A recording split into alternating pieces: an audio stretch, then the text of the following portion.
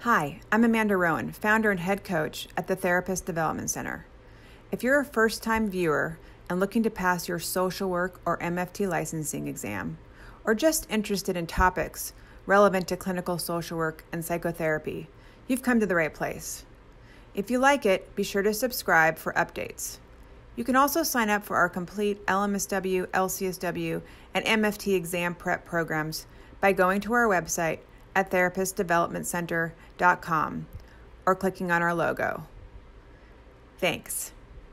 Today's topic: Introjection, Internalization, Identification. Oh my! Introjection, Internalization, and Identification.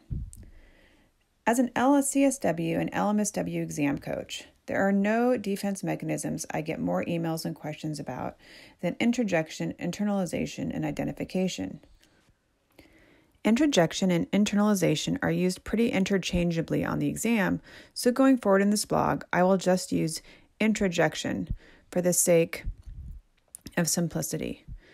There's a lot of confusion out there regarding the differences between these defense mechanisms, and our hope is that today's blog will help you distinguish between these as you prepare for your clinical and master's level exams. Introjection and identification, a continuum. First, I want you to think about introjection and identification as being very similar and on a continuum. Introjection usually leads to identification. It is highly unlikely that they will have you discriminate between the two on the exam given their similarities. It is more likely that you'll have one of these terms as an answer choice with three others that aren't so similar, or that the question will use the term and you'll have to choose an answer that reflects the closest definition or an understanding of the definition.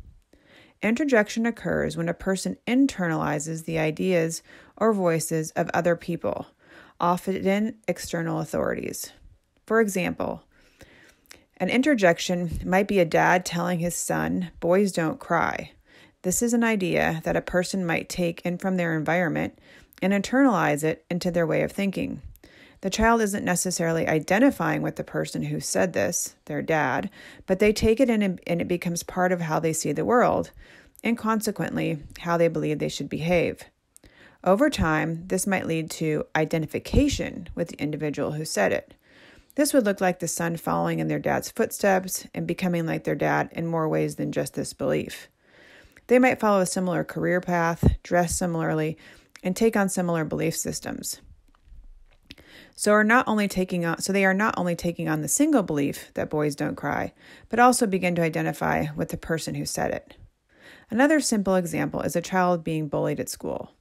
The bullied child may unconsciously begin acting like the bully to avoid being further picked on. At this point, it's just introjection. If the child then began to identify with the bully, acting like them in all respects, thinking, "I'm just like him, we rule the school," dressing like the bully, etc., then identification has occurred. Let's apply this knowledge to a practice question. A young married couple presents for counseling due to ongoing disagreements about roles within their marriage.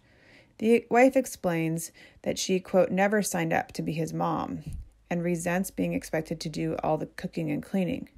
The husband states, I'm not asking for anything different than what my parents had. As the head of the house, I expect to be respected like my mother respected my father. What defense mechanism is the husband using? A, introjection, B, intellectualization, C, identification, or D, reaction formation. So take a moment and think about it. The correct answer is C, identification. Introjection, A, occurs when a person internalizes an idea or voice of another person, often an authority figure. So if it said that the husband just internalized his father's idea that women do housework, this would be an introjection. Well, this has occurred, more than this has occurred. Remember, introjection and identification are very similar and on a continuum. Introjection often leads to identification, as has happened in this scenario. Answer B, intellectualization, is when a person removes themselves emotionally from something stressful by focusing on reasoning or thinking to avoid feeling. This did not occur in the scenario above. Answer C, Identification occurs when a person not only takes on a belief or voice of another person, but also begins to identify with that individual. In this case, the husband has not merely taken on the idea that women should do housework. Rather, he sees himself as the head of the household like his father. He is identifying with his father. Because of this identification, he expects to be treated like his father, with his wife respecting him and treating him as his mom treated his dad.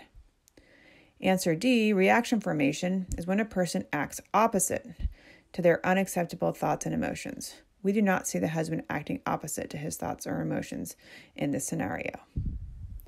Thank you so much for listening. Remember, if you're studying for your exam and looking for the best LMSW, LCSW, or MFT exam prep, please visit our website at therapistdevelopmentcenter.com to sign up. With a 95% pass rate, we offer the best study system on the market to help you pass your exam with confidence. Here at TDC, we're with you until you pass.